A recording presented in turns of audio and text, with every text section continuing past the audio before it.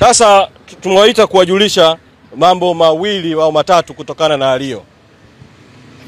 La kwanza, sisi viongozi pamoja na wanachama na wapenzi wa haki na demokrasia tuliokuwa ndani ya mahakama tumeamua kutoka mahakamani ili kutuma ujumbe kama vyombo vya dola vimeamua kuiendesha kesi basi waiendeshe gizani.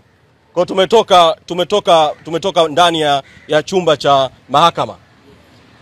La pili, pamoja na kutoka kwetu, tumefanya mawasiliano, tumetuma timu ya uongozi ikiongozwa na naibu katibu mkuu bara kwenda kuonana na utawala wa mahakama ili kuwaeleza haya yanayoendelea kwa mara nyingine tena.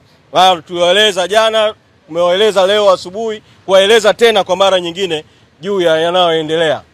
Mrejesho niliopewa ni kwamba maafisa wa mahakama wamesema watashuka hapa chini ili kuwazungumza na askari polisi kuruhusu watu kuingia. Lakini hili peke yake halitibu tatizo, kwa sababu kuanzia asubuhi askari wanawazuia watu kutokea mbali na kuambia warudi nyumbani. Namna pekee ya kudhibiti hii hali ni kuondoa hii hali ya kuwa mahakama kama vile imewekwa gerezani na jeshi la polisi na kuzuia watu kuingia, na kuweka utaratibu ambao utaruhusu nafasi ziko wazi watu kuingia. Lakini si tu nafasi ziko wazi watu kuingia, chumba cha mahakama kina idadi ambayo ikijaa imejaa.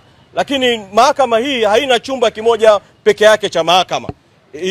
Ina chumba namba 2, ina chumba namba 3, na mahakama inaweza kufanya utaratibu. Na hili si jambo litakuwa jipya. Zipo mahakama zilizokuwa na kesi ambazo zilikuwa na maslahi ya umma, ziliweka TV screen katika vyumba vingine vya mahakama ili kile chumba kimoja kikijaa bado kuwe na fursa ya kuweza watu kushiriki kwenye shauri kupitia vyumba vingine vya mahakama. Kwa hilo ni jambo la pili ambalo naamini kwamba likifanyika litaongeza idadi ya watu, baada ya lile jambo muhimu zaidi la kuirusha hii kesi live kuonekana kama linawekewa vikwazo hivi, wakati haki inatakiwa itendeke na haki ionekane ikitendeka, hasa kwa kesi kama hii yenye maslahi ya umma.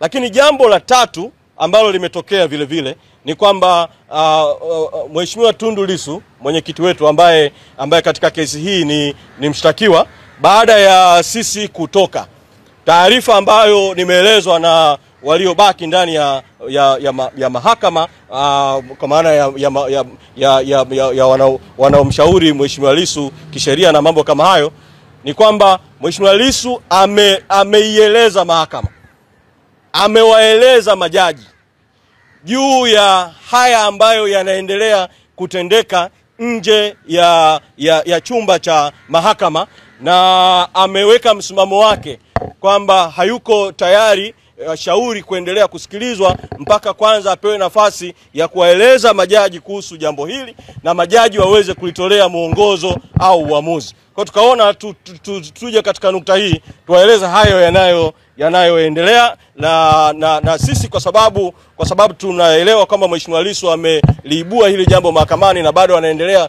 kuwasilisha mahakamani, tutakuwepo katika viunga hivi vya mahakama. Hatutaingia ndani ya chumba cha mahakama, tutakuwepo kwenye viunga hivi vya mahakama kusubiria nini kitajiri ndani, na katika hatua baadaye tutawaeleza ya ziada ambayo yanaendelea. Asanteni sana.